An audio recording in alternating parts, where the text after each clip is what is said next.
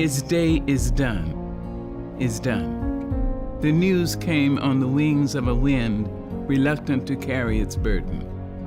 Nelson Mandela's day is done. The news expected and still unwelcome reached us in the United States, and suddenly our world became somber. Our skies were leadened. His day is done. We see you, South African people, standing speechless at the slamming of that final door through which no traveler returns.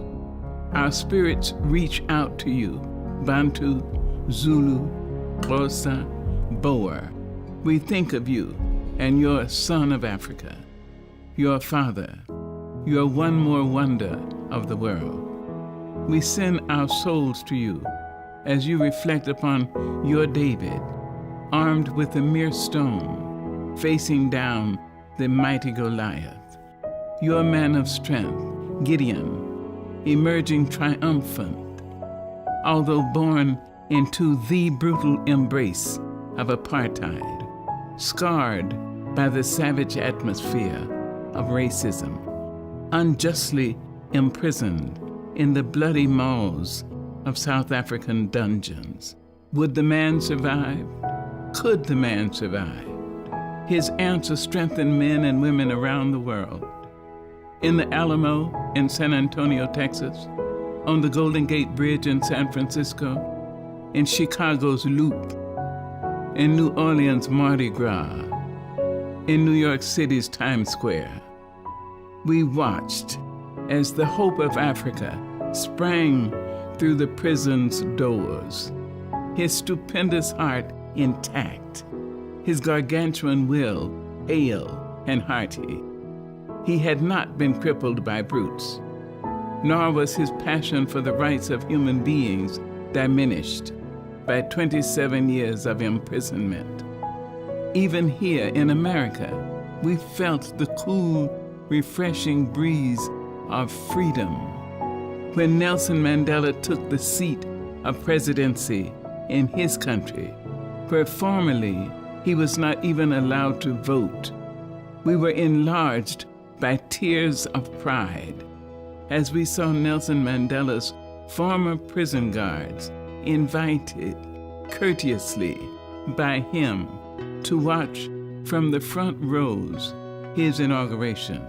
We saw him accept the World's Award in Norway with the grace and gratitude of the Solon in ancient Roman courts and the confidence of African chiefs from ancient royal stools. No sun outlasts its sunset, but will rise again and bring the dawn. Yes, Mandela's day is done, yet we, his inheritors, will open the gates wider for reconciliation, and we will respond generously to the cries of blacks and whites, Asian, Hispanics, the poor who live piteously on the floor of our planet. He has offered us understanding. We will not withhold forgiveness, even from those who do not ask. Nelson Mandela's day is done. We confess it in tearful voices, yet we lift our own to say thank you. Thank you, our Gideon. Thank you, our David, our great courageous man. We will not forget you. We will not dishonor you. We will remember and be glad that you lived among us, that you taught us, and that you loved us all.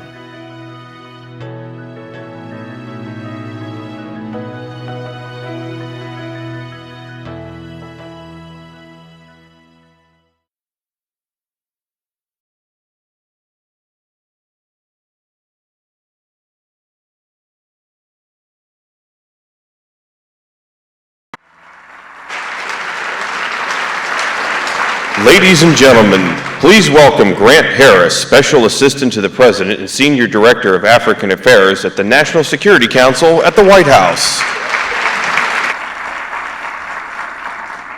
Good afternoon. Seriously? Come on. I saw the town hall with the president. I saw these other people come up and talk. I heard about the simulations. We'll do this just one more time. Good afternoon. All right, that felt pretty good, actually. Okay, that's what I'm talking about. It's tough to go after a video like that, and I wanted to explain, though, why we showed it and why we gave this fellowship the name. And it goes to what Maya Angelou called the inheritors of Mandela, as we all see ourselves as inheriting and carrying on his legacy and the principles for which he stood. But the reason why we named this fellowship after Mandela in tribute to him was because of all of you and all of those who are associated with the fellowship have a mantle to carry. And so my message in trying to help along with other colleagues in closing out what's been 6 weeks of leadership training and skills building and a massive and important 3-day summit here is very simple. This program is not about the 3-day summit. It's about the lifetime of opportunity that we want to partner with you on to achieve. And it's not about the 6 weeks of the skills, and it's not even about the 6 weeks together before returning to countries across the continent. It's about what this fellowship seeks to provide and seeks to bolster and seeks to support in terms of your vision and how you're bringing positive change to your communities. And so with that, though there are a lot of opportunities, it brings great responsibility as well. And so we're looking to you, especially as you return to your communities, to your countries, to help, not just those who you may have been working with before, not just those who are most immediate to you, but to seek those opportunities, especially for those other young leaders who may have applied for or may be part of other programs, but who didn't have the luck and the honor to sit here today or to be a part of this program. We see immense opportunity that though this cannot include everyone who's deserving, it can include those who are deserving and who will take this opportunity to maximize it, to bring back positive change, and to really help you in your curve, already having achieved so much, achieve all the more and all the faster. And so the idea is simple. And I personally have had the pleasure of seeing this program grow over the last 4 years in my position at the White House as Senior Director for African Affairs. And I've had the honor of meeting many of previous cohorts, not just of the Mandela Fellowship, but of other YALI programs.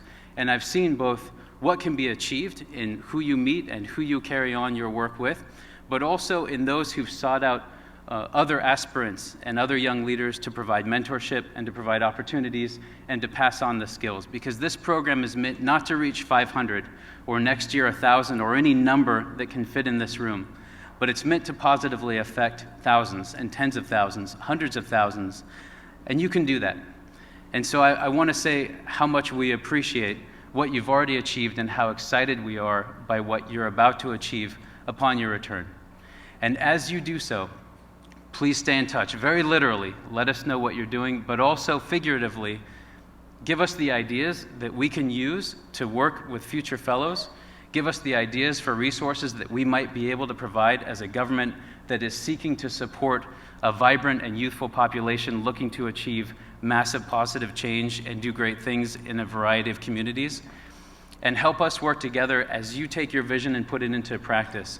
We owe a great debt to what you've already done, but again, I'm most excited about what I know you're going to achieve, and we want to make sure that we're there along the way. So congratulations for what you've done so far.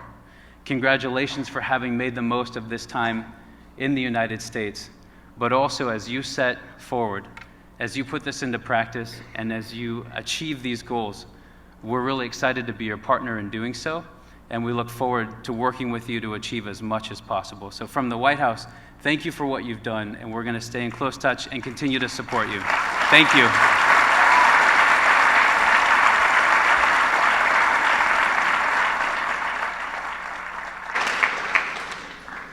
Ladies and gentlemen, please direct your attention to the video screens.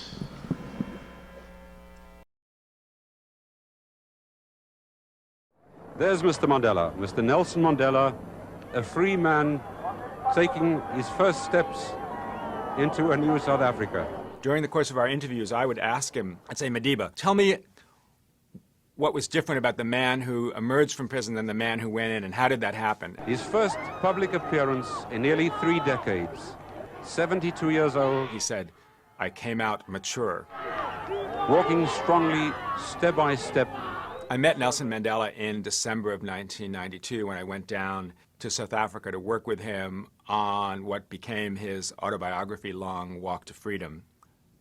When I first met him, I realized this was just an absolutely historic opportunity, and I begged him, could I just be with him every day, no matter what he did, and we would find time to talk. I spent about a year and a half with him almost every day. It was an amazing experience to try to plumb what happened to him in his life in a way that would then make sense to a reader. And I think for him it was both therapeutic and actually enjoyable.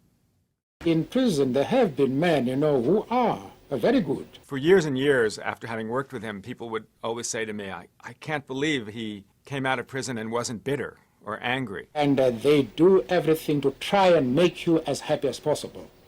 And that has wiped out any bitterness which a man could have. I'd always smile at that because I did discover that he was tremendously hurt and wounded and bitter about what happened to him.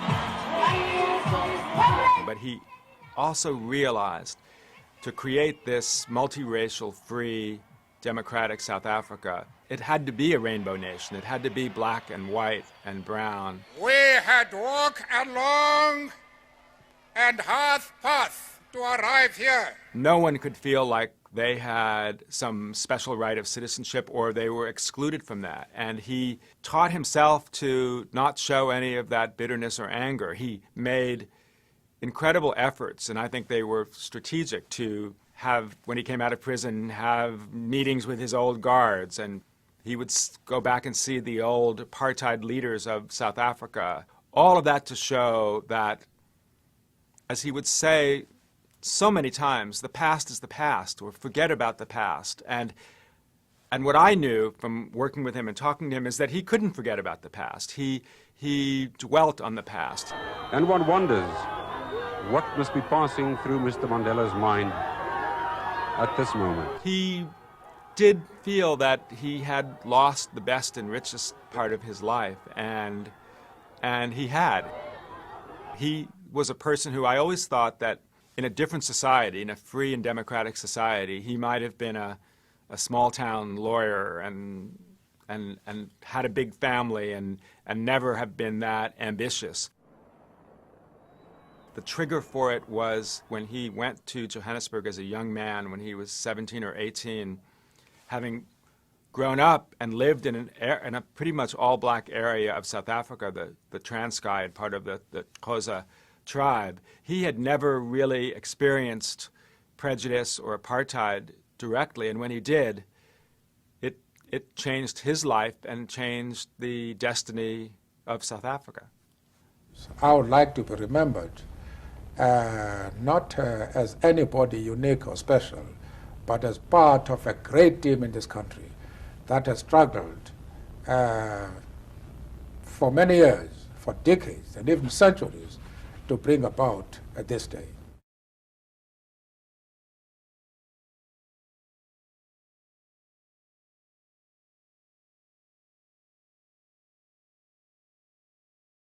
Ladies and gentlemen, please welcome Richard Stengel, Undersecretary of State for Public Diplomacy and Public Affairs, U.S. Department of State. Hi.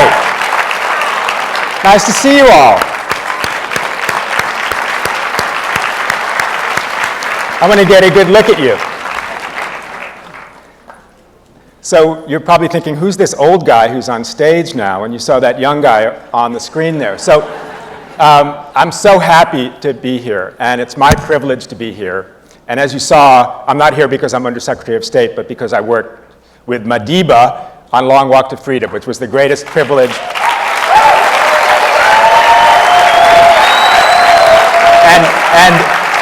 And you know, of course, he wishes he could be here. So I'm not the next best thing, but I'm conveying his greetings. So I just want to tell you a story about when we worked together. So we worked together through the first election when he was elected president.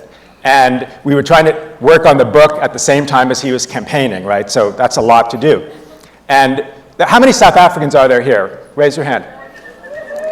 Okay. Anybody from KwaZulu-Natal? Okay, so you're too young to remember, but when he was campaigning, there was a lot of opposition to him in KwaZulu-Natal. And he wanted to go down there and give a speech, and everybody said, don't do that, it's too dangerous. But he said, no, I'm doing that. And he flew down from Johannesburg, and it was a tiny little plane, and I was going to meet him down there, and he was on this plane with his bodyguard, Mike, who I think had never been in an airplane before. So they're flying down to Natal, and Mandela was sitting there and reading the newspaper. And one of the things I know from working with him is that he loved newspapers. For 27 years when he was in prison, he was not allowed to see a newspaper. So when he came out of prison, it was just like the biggest luxury to him was reading a newspaper. So Mike said he was sitting, hey Evan, that he was sitting in the plane, just reading the newspaper, happy as can be. And then Mike felt a tap on his knee, and Mandela looked at him and told him to look out the window. And Mike looked out the window, and the propeller was not working. So he said, Mike, you might want to tell the pilot that the propeller is not working. He went. So, I mean, it was one step in, he opened the door, and the pilot said to him, look, Mike, we know about this, we've called ahead to the airport, they're going to put foam on the runway, they have, the fire trucks are going to be there. Most of the time, it's not a problem at all, and, just go back and tell Madiba that. So he did, and, you've seen him, and I've seen this a million times, and Mandela listened, he just nodded, and he went back to reading his newspaper. So Mike, was out of his mind, and he later told me, he said, the only thing that would calm me was that I was watching Madiba reading the newspaper, so I just wasn't going to freak out. So the plane landed, obviously, it was fine, and Madiba got off the plane, and there was a busload of Japanese tourists there. And again, anybody who knows him, it's like he'll shake hands with he just shook hands with every guy and woman on the bus, right? And Mike, meanwhile, was telling me the story of what was happening in the plane. So then he's about to go to the speech. So I was waiting in the car for him, his black BMW. He comes into the car, he sits down next to me, the door closes, and he leans over to me and he says, man, I was terrified up there.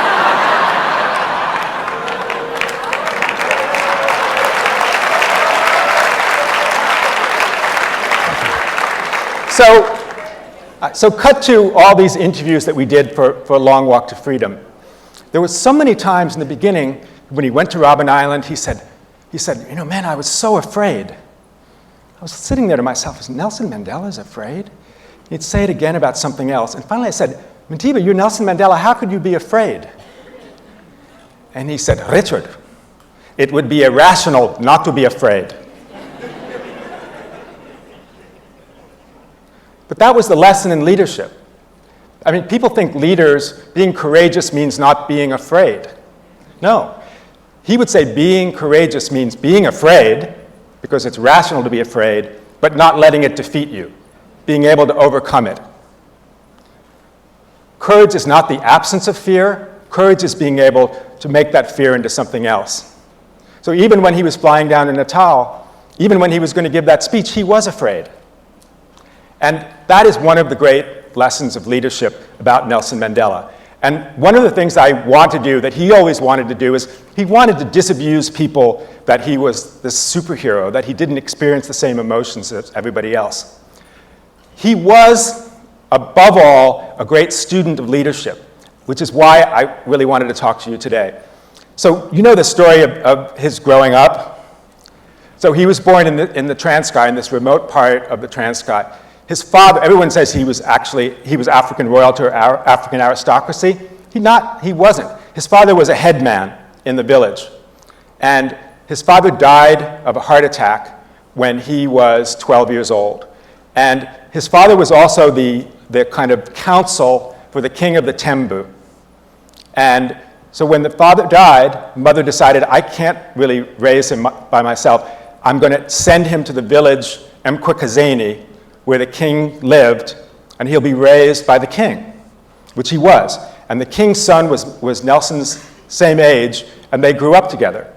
But what's important about this is because he sat there day in and day out when he was a young man with the leaders of the Tembu there at the tribe. And he was a kind of stepson of the king, and he watched the king, and he watched the leaders, and he listened to stories of African leadership from the 15th century and the 16th century, the great African kings before the era of colonialism.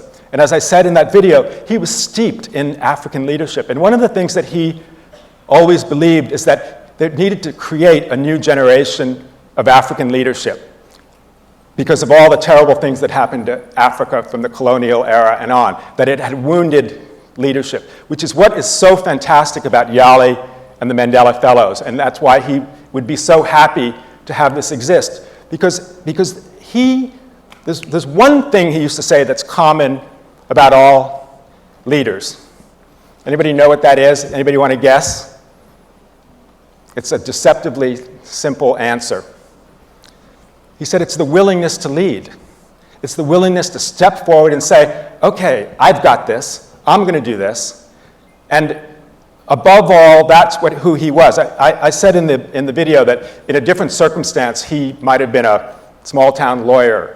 And there's a famous, Thomas Carlyle, the Scottish philosopher, had this famous saying, does history make the man or does the man make history? What's the answer? Well, as Mandela used to say to me, actually I used to ask him this question all the time. I said, did you give up did you renounce nonviolence because you thought it would lead to a revolution or because you thought it would help with Western donors? I always ask him these binary questions. And his answer was almost always the same. Richard, why not both? But the answer to does history make the man or does the man make history is both. There's an English expression, come at the moment, come at the man. Apartheid, the repression of his people, is what made Nelson Mandela a leader, but it's also the fact that he was willing to step up and take responsibility. And he was a great believer in what he called the African style of leadership, which he thought was very different than the Western style of leadership. I know I'm probably not even supposed to talk about that, because here we are in Washington, the heart of the West. But to go back to those days in Mkwekezeni, Jongataba, the king, he'd say what would happen was the king would convene his kind of cabinet about a decision, and the king would always speak last. And at the end, he wouldn't give his point of view, but he would summarize what had gone before. Because African leadership, he said, is about consensus. It's coming to the right decision to represent the best options for all the people. And so one of the privileges is when I was working with him, because I said I just tagged on to everything, when he would meet, even before he was president, with his kind of core group of leaders, we always think, oh, well, Nelson Mandela must have been telling them what to do. No, he did what he learned as a boy.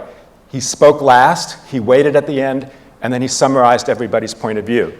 And there's always this continuum between, do I stick with my point of view or do I represent this other point of view? And what leadership is figuring out where the middle path is. And there were times when he was intransigent and wouldn't change his mind, and there were times when he changed his mind. In fact, I used to ask him that question, like, well, you know, hey, you said this and then you decided to do that. Like the Freedom Charter, which he helped create, said all business should be owned by the state. The mines should be owned by the state. He came out of prison and realized, boy, the world had changed. This capitalism has done pretty well in my absence. And he changed 180 degrees. So he said, so I would say, well, why did you change? And he'd say something very simple. He said, when circumstances change, I change my mind. One of the things about leadership, particularly in the West, unfortunately, is that we think changing your mind is a bad thing. Changing your mind is a great thing, particularly when circumstances change. And that's another thing that he would say about leadership. So what I just want to say to you, channeling Nelson Mandela, he would be so proud of you. You do represent the future. You have an incredible responsibility. Everybody has been so delighted that you're here. I hope you've had a wonderful time. And I just urge you to go out and lead in the future. Thanks you for letting me talk to you. Okay, thank you.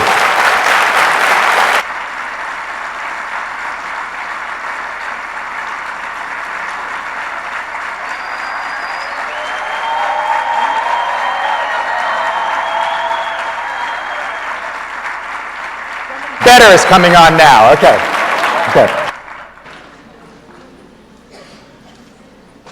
Ladies and gentlemen, please turn your attention once again to the video screens.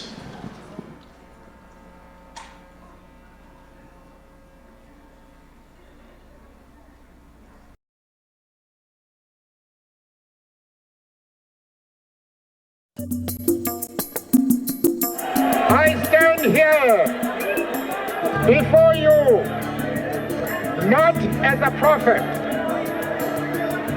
but as a humble servant of you, the people. Therefore, I place the remaining years of my life in your hands.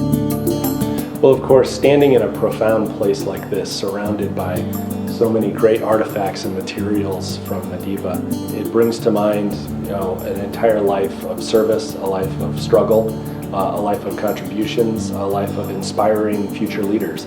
I can't think of a better place to be to both celebrate his life, but also celebrate the intent and the objectives of the YALI program. And the spirit of this program reflects Madiba's optimism, his idealism, his belief in what he called the endless heroism of youth.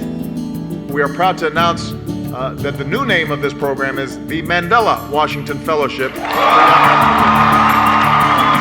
So it was fantastic to hear that it was renamed the Mandela Washington Fellowship. I remember that moment, I think an electrifying moment, because everyone just rose up and was clapping hands and everyone was really excited, because I think it took us all back to Africa. When the decision was made to name the program in Nelson Mandela's honor, it really spoke to so many of them, because they see how many aspects of his leadership, how he was a servant leader, how he thought first about the people, how it was about we and not I. And I think that that message resonates with so many of the leaders, and they see how important it is, I think, for the changes that they want to make. I think we felt very honored as South Africans that Nelson Mandela's name was going to be used in the program. It was a powerful statement, I think appropriate in terms of the goals of the program to really go a long way to improving and helping Africa achieve its full potential. Nelson Mandela set a very high bar for good leadership, but the qualities which made him a good leader are available to and attainable by anyone exercising leadership. Our continent is crying out for leaders to lead. It is crying out for leaders who believe that with power, as with freedom, comes responsibility. That resonates with me, where it's people-centered, it's people first, where you are driven by what the needs of the people. The older generations believe that they have much to teach younger people, and they do. But they don't believe they have anything to learn from younger people. We need to trust the capacity of young people to find sustainable solutions to the problems that we're confronting. We need to go out there and groom more and more young leaders. We should not be self-centered, looking at ourselves only.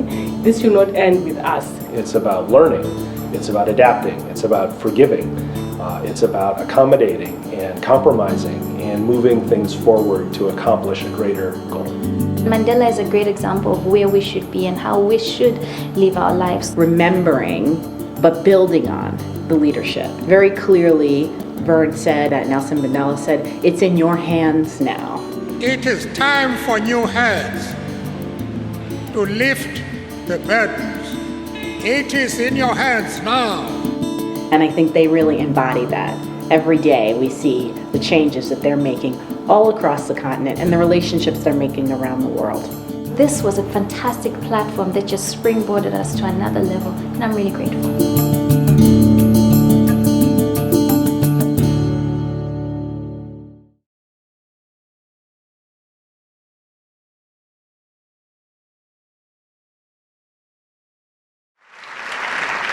Ladies and gentlemen, please welcome Linda Thomas-Greenfield, Assistant Secretary, Bureau of African Affairs, U.S. Department of State. Good afternoon, everybody. How y'all doing? Any of you who were in New Orleans, you know what y'all means? Who that? Well, I'm from Louisiana, so I know what a good time you had in Louisiana, but I know that all of you had a great time. It's just that the food in Louisiana is so much better than all those other places you're at. Am I right? Yes. Are y'all doing okay? You tired? You're not tired? Well, good. That's good news for me because they have named me the closer. So I'm hoping that you still have a little bit of energy left in you so that I can bring you to a close.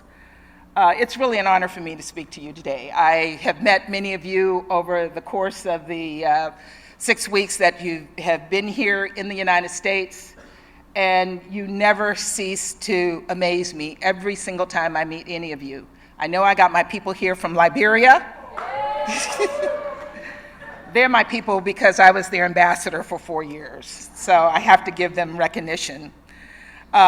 You represent the energy, the optimism, the strength, the future of the entire African continent, and I thank you so much for the privilege of being part of you. I want to thank Undersecretary Stengel for sharing with us his personal insights into Nelson Mandela, a man who inspires us all. There's a reason why this program carries such a powerful name and why you are the Mandela Washington Fellows, because you all inspire us as well. You must always wear this title with honor and respect because you are the Mandela Washington Fellows. And I decided I want to share with you my very brief moment where I got to meet Madiba. And it was a real honor. Where did I meet him? Not in Africa, not in the United States, but in Pakistan, in Islamabad. I happened to be posted there, and he was making his trip around the world to thank people for supporting South Africa. And the diplomatic corps was invited, and all of my friends knew that I was constantly having problems in Pakistan because they would never believe that as an African American, as a black person, that I was a US diplomat. I had to constantly remind them that I was senior diplomat at the US Embassy. So Madiba comes, and we're all racing there. I mean, it's a big deal, and it's a huge stadium, and all of us are racing to get there, and I walk in with the American ambassador and all the people from the embassy, and the organizers grabbed me and said, come, come, come, come, come. And so I went.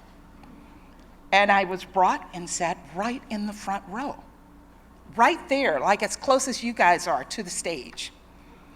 And so he gave his speech, and I noticed that I was sitting among a lot of black people, but it didn't occur to me why I was there. And then at the end, they said, you remain seated. And so we remained seated, and our ambassador was sitting way up in the rafters. And he's like, how did Linda get down there on the front row? And so at the end, Madiba came out, and he walked down, and he went from person to person, and he said, as he shook my hand, thank you for your service to our government. And I said, you're most welcome, sir. And I've never washed my hands since.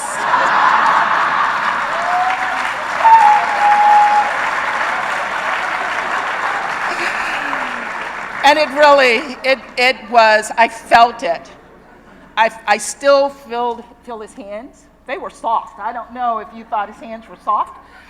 Maybe it's because my hands are so hard, but I really do still feel that. I feel it in my heart, and I feel it in my soul, and I feel it today as I stand before you.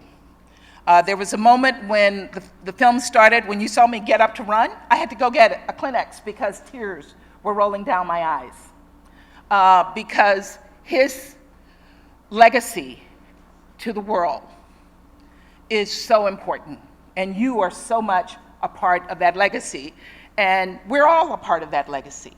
We all live that legacy. So I hope that you have been enjoying yourself at this summit and during your entire program in the United States. It's been 6 exciting weeks. I certainly, as I mentioned, I've enjoyed meeting all of you, and I got a lot of pictures on that I know will be on Facebook and WhatsApp. I don't have a Facebook page, but I'll get my kids to go on Facebook so I can see what you do with my picture. But again, it's just been a real pleasure. It's been a pleasure listening to you, hearing from you. I really enjoyed sitting in the audience, listening to President Obama answer your very, very thoughtful questions. You guys are brave. You know, when I was your age, I would not have asked the President of the United States some of the tough questions that you asked the President of the United States. But that's because you're leaders. Leaders have courage.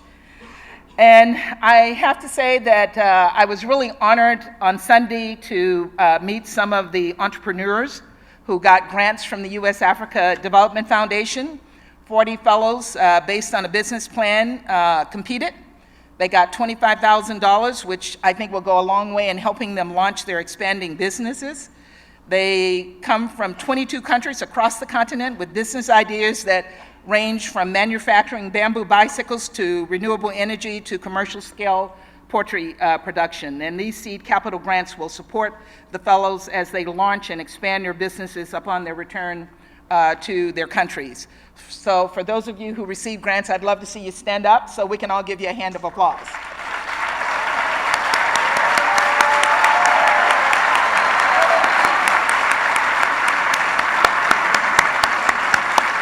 Thank you. And as I told you on Sunday, I do a lot of travel in Africa, so I'm going to come to visit you. I'm going to see what you're doing with the seed money. I have visited. I trust you. I trust you. I have visited some who got seed money last year, and they are doing extraordinary things. And it shows you how a little bit of money can go so far. So I expect to see amazing things. I also hope that all of you have made some new friends. You should have at least 499 new friends here. Right? You've made new friends. And that's exactly what we want you to do. The connections that you make here, the network that you create will propel the entire continent of Africa forward. And of course, there are other reasons you might want to network. When I was in Nigeria last year, I was meeting with the Yali Fellows, and just out of the blue, I said, any love connections made while you guys were? And they were like, oh yeah, him.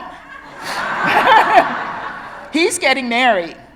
So there was a Yali marriage this year in May in Nigeria.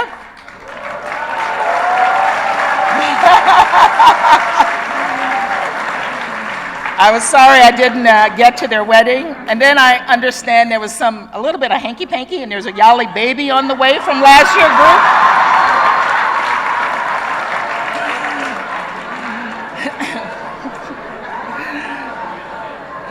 So look around.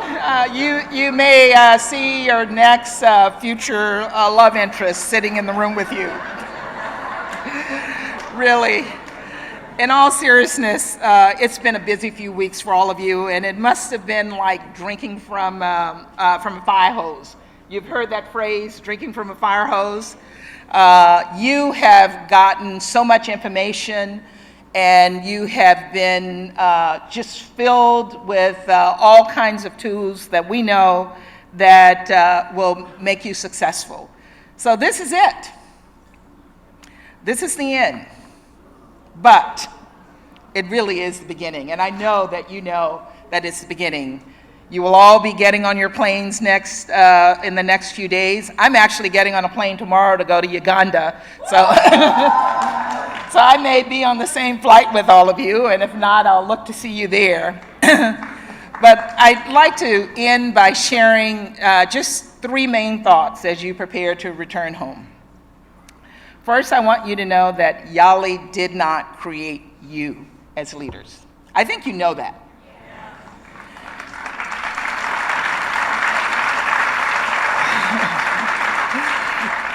You were chosen because you were already leaders.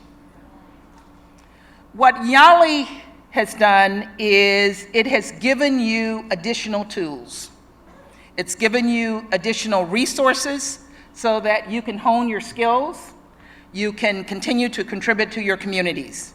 And as President Obama said in Addis, and that was an amazing trip in Addis, I feel sorry for my colleagues from Ethiopia that you missed the president being in your country, but it was a great visit. What the president said is that young people with new energy, new insights must be given the opportunity to lead. And that's true.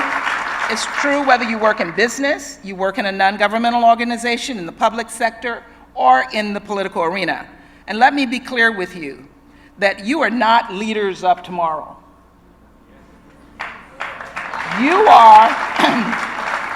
You are leaders of today.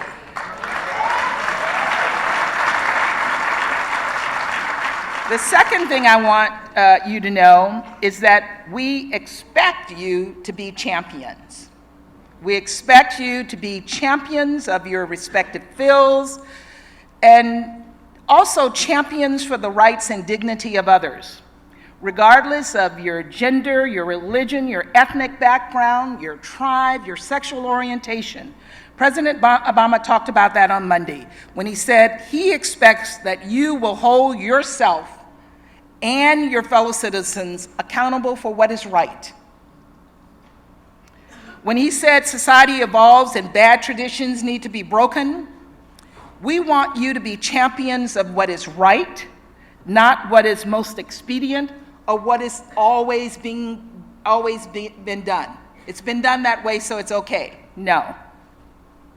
We want you to be champions for the disabled. And I want to recognize Grace. Where are you, Grace?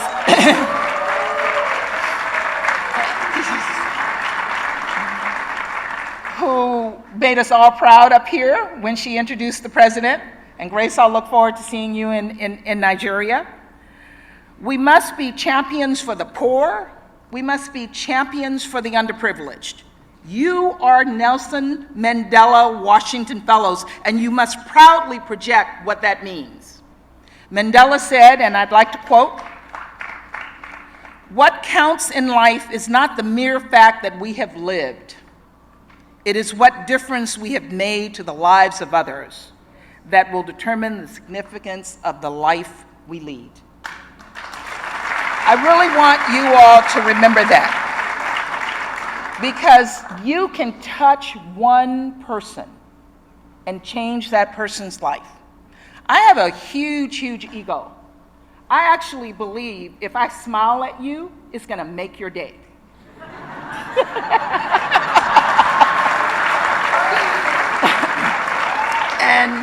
And people who know me in the State Department know that I smile all the time.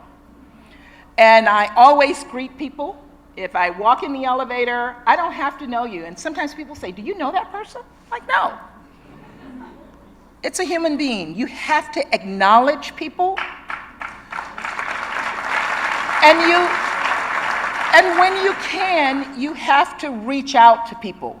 You may be the one person standing in front of someone who is going to be extraordinary one day, and they just need a tiny helping hand. Just a little bit of a helping hand. So you always have to think that you're going to be the person that will change that person's life, that will make a difference to that person, and that will help that person become a person who will help somebody else. One helping one, one helping one. So it is important that you take it seriously and you remember that Mandela said, it is what difference we have made to the lives of others that will determine the significance of the life we lead. Please don't forget that. The third thing I want you to remember is the United States is your partner. But more importantly than being your partner, we want you to succeed. We don't want to control you. Some of your leaders thought, what are you doing? They think we're brainwashing you back here. That's not our goal. Our goal is that you are successful and your countries are successful. We want Africa to prosper. We want Africa to harness all of the resources that Africa has to be the continent and the countries that you want Africa to be. And we know that you and many other young people across Africa are prepared to do that. And what is so great about this program is each of you have gotten to meet people from other countries that you may never have met before. And the technology that you have at your hands, WhatsApp, Facebook, and I don't know what else is out there, allows you to communicate with each other, to share ideas with each other, to check on each other. You're going to be each other's brain trust. I love that term. You are going to be each other's mentors. You're going to be able to check with your friend in Nigeria and check with your friend in Liberia and in South Africa and in Lesotho and Mali and Ghana and everywhere to see what they think about some of the ideas you have. And maybe you can come together and have ideas together that will change all of your countries. This is what this program is about. So while the summit ends today, your relationship with us will not end. You will eventually graduate from this program and you'll become part of the US government's exchange alumni, and we have alumni all over the place. When I go to visit Nigeria, I always look for the people who graduated from University of Wisconsin, where I went to graduate school. So I'll be looking for you stout people.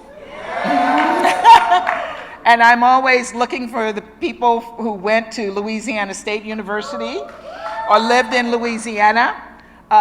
You're all alumni.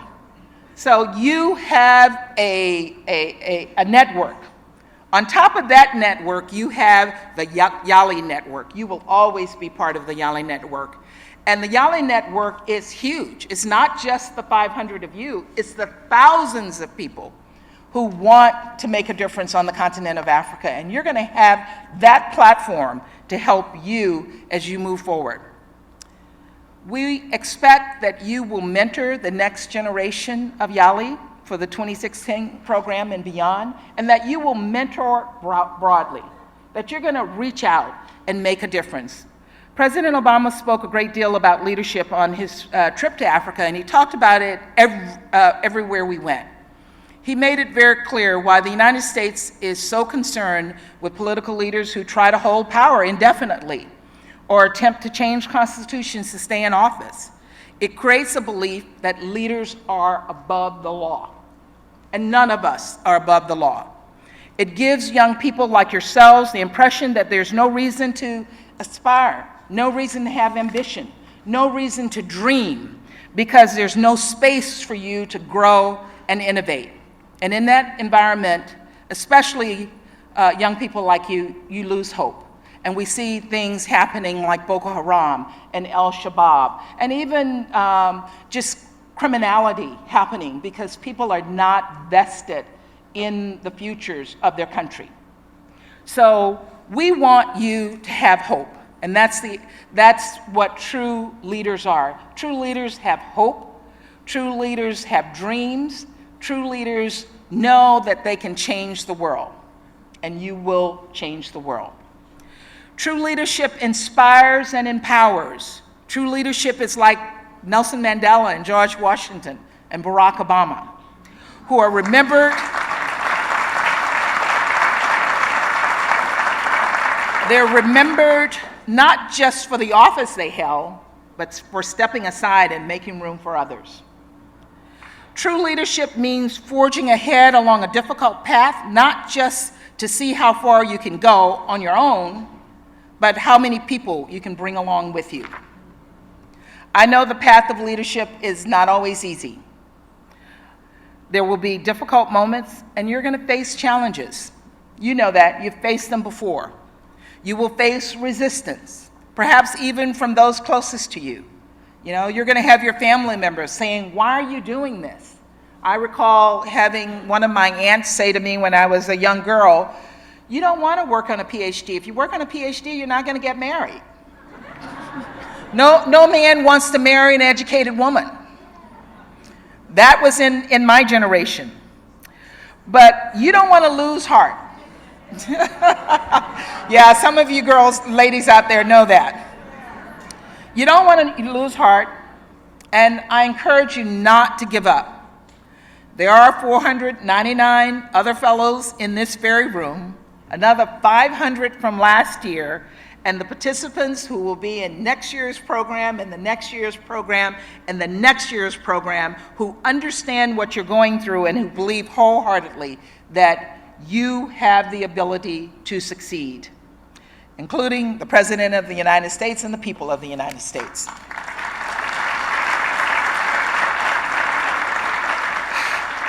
So, as you return home, proudly wearing the title of Mandela Washington Fellow and the mantle of responsibility that comes with that, I want you also to consider yourself advocates for humanity, supporters of those who share your background, as well as those who do not. And for the men in the audience, men, are you listening? I want you to press for the rights of women and girls. You, men.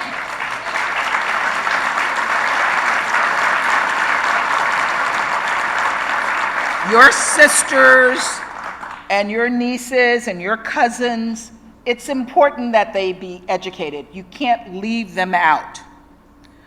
Their access to education, their access for health care, their access for opportunity.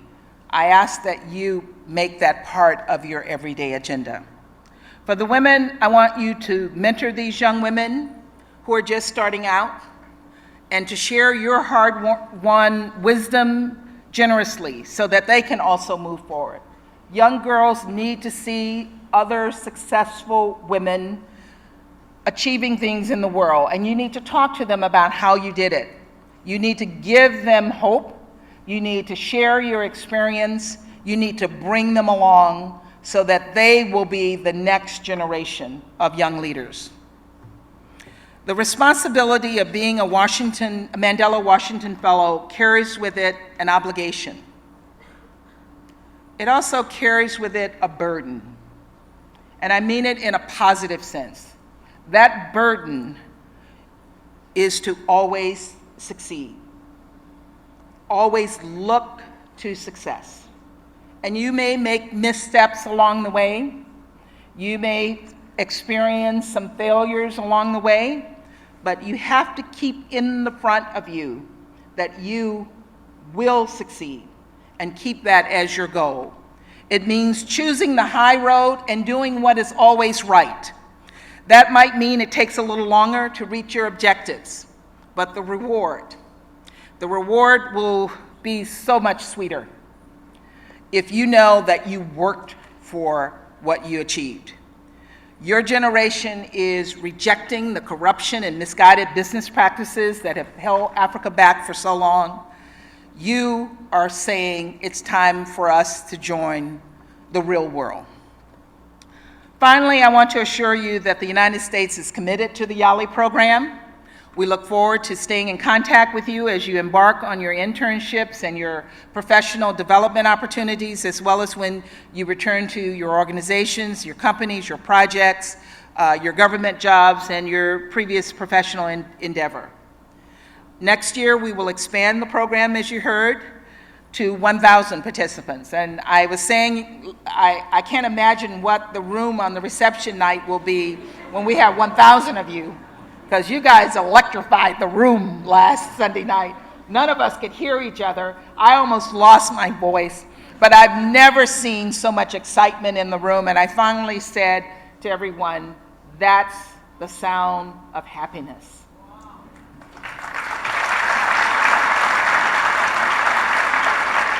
So we're going to have 1,000 people with that sound of happiness. And you heard President Obama say on Monday, we hope to build on some of these programs, particularly empowering young leaders and entrepreneurs even after his time in office. As Mandela Washington Fellows, you are the standard bearers of the Young African Leaders Initiative. We have invested in you because we believe in you and we believe in what you can achieve. Yet there are millions of other young people who want to be part of a better future for Africa and for the world. We can reach some of them directly through the Yali Network and the regional leadership centers like the one President Obama opened in Nairobi, but there are still many others we cannot reach directly. So we're counting on you to share your experience and expertise to create a multiplier effect across the region. You're going to be in communities. You're going to see other people like yourselves struggling. We're not going to see those people. You have the responsibility to ensure that you give them a helping hand. We believe that together this network of leaders, this cadre of champions, will propel forward not just Africa, but the entire world. In fact, we're counting on you to prove that you can propel the world. It is my sincere hope and the hope of all of us who are involved in Yali around the world that you will depart over the next few days with confidence that you can surmount any obstacle, that you can climb any mountain, that you can make a difference in your community, in your country, on the continent, and around the globe. You are Mandela Washington Fellows, and you are the future. Again, let me congratulate you for all that you have achieved and all that you will achieve in the future. And I wish all of you every success as you embark on your new endeavors, and I look forward to seeing all of you on my various stops across the continent of Africa. We cheer you, we love you, and we encourage you, and we look forward to seeing what you will become, what Africa will become, because you are part of that future. Thank you very much.